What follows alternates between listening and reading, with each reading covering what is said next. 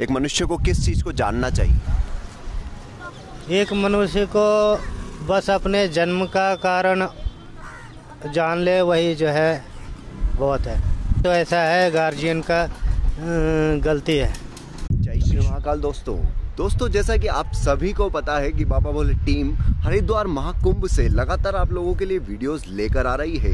इसी video series में अब जो हम वीडियो लेकर आ रहे हैं वो एक ऐसे बाबा का है जो रुद्राक्ष बाबा के नाम से जाने जाते हैं, जिनके रुद्राक्षों का वजन लगभग 20 से 30 किलो होगा, जिन्होंने बाल्यावस्था में ही संन्यास ग्रहण कर लिया था और 22 साल उनकी तपस्या को आज हो चुके हैं। दोस्तों वीडियो पूरा देखिएगा, पसंद आए तो लाइक कमेंट और शेयर जरूर कीजिएगा। जय श्री महाकाल। जय श्री महाकाल। दोस्तों बाबा भोले फैमिली आज जिन साधु के पास, जिन श्रेष्ठ साधु के पास पहुंची है, उन्हें रुद्राक्ष बाबा के नाम से जाना जाता है। चलिए उन बाबा से अपने विषय में, अपने प्रश्नों के कुछ उत्तरों को हम प्राप्त करते हैं। तो चलिए जानते हैं।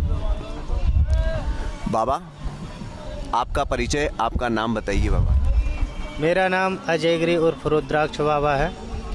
मैं श्री निरंजनी पंचायत अखाड़े से हूँ। बाबा आपने कितने समय से संन्यास धारण किया है? मैंने 22 वर्ष हो रहे हैं जैसे संन्यास धारण किए हुए।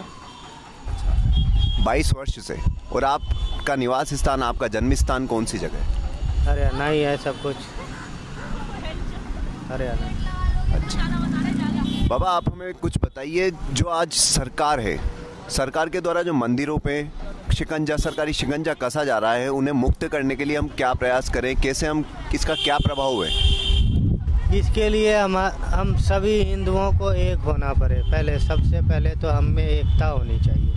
हमारे अंदर जब एकता होगी तो फिर ये जो है धार्मिक जगहों को कोई भी गवर्नमेंट हो या कोई भी जो है अपने अंडर में नहीं ले सकते। उसके लिए हमारी एकता बहुत ही जरूरी है, अति आवश्यक है। बाबा आप हरिद्वार में हैं, कितने समय से आप हरिद्वार में? मैं अभी तो 11 मार्च के बाद ही आया हूँ। हाँ, जब से हूँ। बाबा आप हमें कुछ बताइए कि आपने कितने रुद्राक्ष धारण कर रखे हैं अभी अपने पुरुष? हमारे शरीर पे अभी 11,000 रुद्राक्ष है। 11,000 रुद्राक्ष धारण कर रखे हैं बाबा ने अपने शरीर पर। तो आइए जानते हैं इन रुद्राक्षों का वजन लगभग कितना होगा? इनका वजन 20 से 30 किलो के आसपास होंगे।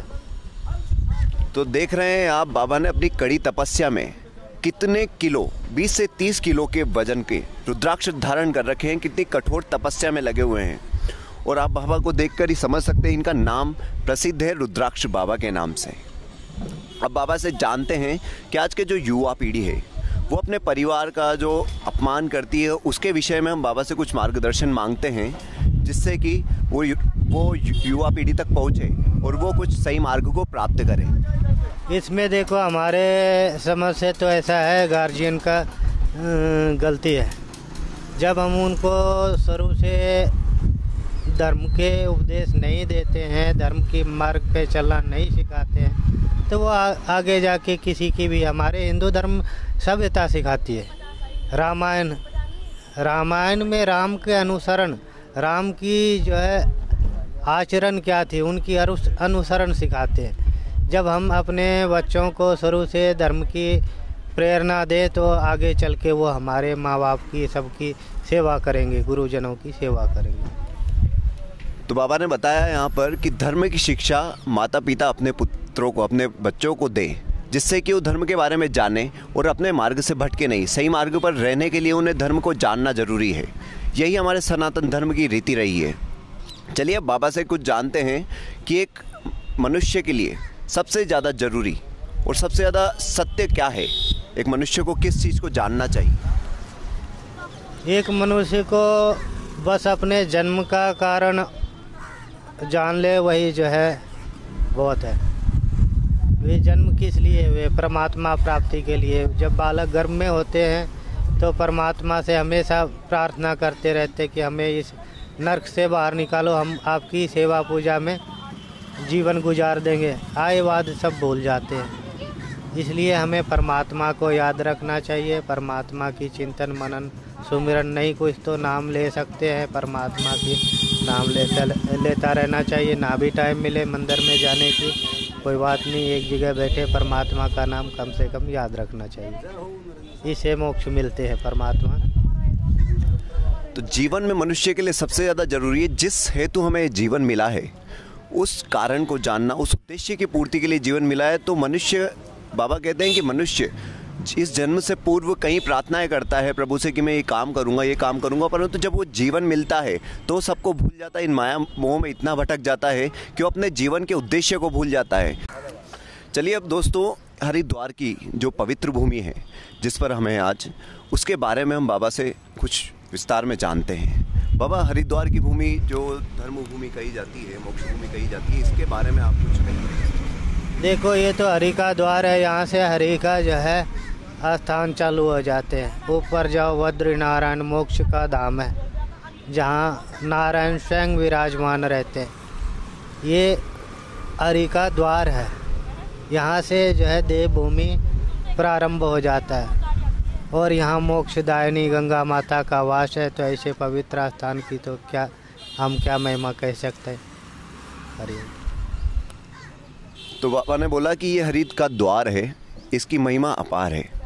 दोस्तों, अब हम जानते हैं कि आज जो पारिवारिक जीवन में अपनी कार्यों में मनुष्य परेशान होता है तो उनका उपाय कैसे किया जाए, क्या दिनचर्या रखी जाए कि वो अपने श्रेष्ठतम कार्यों में श्रेष्ठतम अपना पूरा अच्छे से उनका क्वालिटी मेंटेन कर पाए। इसके लिए हम बाबा से कुछ मार्गदर्शन मांगते हैं, जिससे युवा पीढ़ी, आज के जो पारिवारिक व्यक्ति हैं अपने काम काज कर रहे हैं, उनको थोड़ा सा सहयोग मिले और वो अपने कार्यों को एक अच्छी तरीके से पूरा कर सके। जब हम परमात्मा को अर्पित करके कोई कार्य करते हैं तो मनुष्य जीवन में वो कभी दुखी हो ही नहीं सकता, क्योंकि वो अपने आप को कर्ता नहीं मानता है। कर्म करते हुए कर्ता नहीं मानना, सब परमात्मा करने कराने वाले परमात्मा है। जब हमारे अंदर ये भाव उत्पन्न हो जाएंगे तो हमें किसी भी कोई अच्छा हो या बुरा हो उससे जो है हमारे को दुख नहीं पहुँचेगी। हम अपने आप के ऊपर नहीं लेंगे तो हम दुखी नहीं होंगे, सुखमय जीवन होगा। करने कराने वाले परमात्मा है, परमात्मा कभी गलत करते ही नहीं है, जो करते अच्छे के लिए करते हैं तो कभी दुखी नहीं होंगे। हरिओम। तो बाबा ने बहुत अच्छी बात बताई है। बाबा ने कहा है वही जो श्रीमद् भगवत गीता में कहा गया है कि अपने आप को कर्ता न माने, कर्म करते रहिए, उसके फल की चिंता न करें। इससे आपको न निराशा होगी न कुछ किसी प्रकार का दुख होगा। तो दोस्तों, आज हम जिस कुंभ में हैं, कुंभ हरिद्वार में हैं, हमने साथ ही हमारी जनता ने ये भी पूछा है कि क्या वाकई में यहाँ पर सभी साधु उपस्थित होते हैं, जो अदृश्य है, दृश्य हैं, सभी प्रकार के साधु यहाँ पर उपस्थित होते हैं, ऐसा हमने सुना है। क्या बाबा इस बारे में कुछ हमें बताएं? देखो, होते हैं सिद्ध पुरुष जो हमेशा जंगलों पहाड़ों में, जो हमारे इस चक्षु से, हम इस नेत्रों से देख नहीं सकते जिनको, वो भी कुंभ में शाही स्नान में सम्मिलित हो जाते हैं।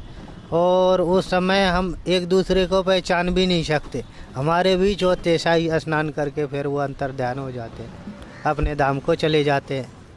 वो आते हैं सिद्ध पुरुष भी, एक से एक सिद्ध पुरुष आते हैं। तो ये बात जो आपने सुनी है ये वाकई में सच है। यहाँ पर बहुत से साधु जो दृश्य है, अदृश्य है, जो भी महान आत्मा हैं, वो सभी गंगा स्नान को महाकुंभ में आती है और गंगा स्नान करके वो फिर वापस से अपने धाम को चली जाती है। तो दोस्तों, यहाँ पर हमने बात की आज रुद्राक्ष बाबा से। रुद्राक्ष बाबा ने यहाँ पर हमें बहुत अच्छी बातें बताई है, जो हमारे जीवन में, व्यवहारिक जीवन में, हमारे आध्यात्मिक जीवन में बहुत काम आ सकती है। फिर भी हम एक प्रश्न और बाबा से पूछना चाहेंगे कि बाबा, कौन सी भक्ति हम कर सकते हैं पारिवारिक जीवन में लेके, कैसे हम प्रभु को प्राप्त कर सकते हैं? देखो, भक्ति 9 प्रकार की होती है और पारिवारिक जीवन में रह के मैं कहता हूँ सबसे बड़ी भक्ति है संतों का संग करना, हाँ, परमात्मा का नाम सुमिरन करना और जितने समय मिल सके परमात्मा की जो है पूजा पाठ वंदन जहाँ तक हो सके करना चाहिए। और रामायण का, श्रीमद् भागवत गीता जी का हो सके तो जो है अपने जीवन में श्रवण करना चाहिए, कथा श्रवण करो, पाठन करो तो और भी उत्तम है। हाँ, और उनकी जो है रामायण का अनुसरण करना चाहिए, उससे हमारा जीवन भक्तिमय होगी। हरिओम। बाबा के इतने श्रेष्ठ वचन सुनकर अब हमारी उत्सुकता जाग रही है कि हम बाबा के गुरु के बारे में कुछ इनसे पूछें। चलिए पूछते हैं। हमारे मेरा निरंजनी अखाड़ा है जी, और निरंजनी अखाड़े में ऐसा है, सब जो जिन्होंने हमारे चोटी काटे हैं वो हमारे लिए सिद्ध है, हम उनके लिए साधक हैं। और गुरु सब के जो हमारे चोटी काटे, जो उनके चोटी काटे, सबके गुरु एक है निरंजन देव, कार्तिक भगवान शिव जी के पुत्र, वो हमारे इष्ट गुरु हैं। और हमारे शाखा गुरु जो है, जिनको सिद्ध कहते हैं, सिद्ध पुरुष हैं, वो थे हमारे महंत धनराज गिरी जी महाराज, जो कि अभी है नहीं, वो कैलाशवासी हो गए। तो यहाँ पर एक छोटा सा प्रश्न और उठता है कि बाबा ने कौन सी उम्र में संन्यास धारण किया, कितने वर्ष की आयु में? मैंने लगभग 13-14 वर्ष की आयु में संन्यास धारण किया। बाबा ने 13-14 वर्ष की आयु में संन्यास धारण किया और इन्हें साक्षात्कार हुआ। इनके गुरु की महिमा इतनी अपार थी कि इन्होंने अच्छे से इसका पालन किया और आज ये बाबा रुद्राक्ष बाबा के नाम से जाने जाते हैं। तो दोस्तों, ये थे रुद्राक्ष बाबा, जिनके बारे में हमने बहुत सारी बातें जानी और जिनसे अपने प्रश्नों का उत्तर हमने प्राप्त किया। हम उम्मीद करते हैं कि आप इन बातों का अच्छे से अनुसरण करेंगे और अपने जीवन को एक सफल दिशा प्रदान करेंगे। जय श्री महाकाल।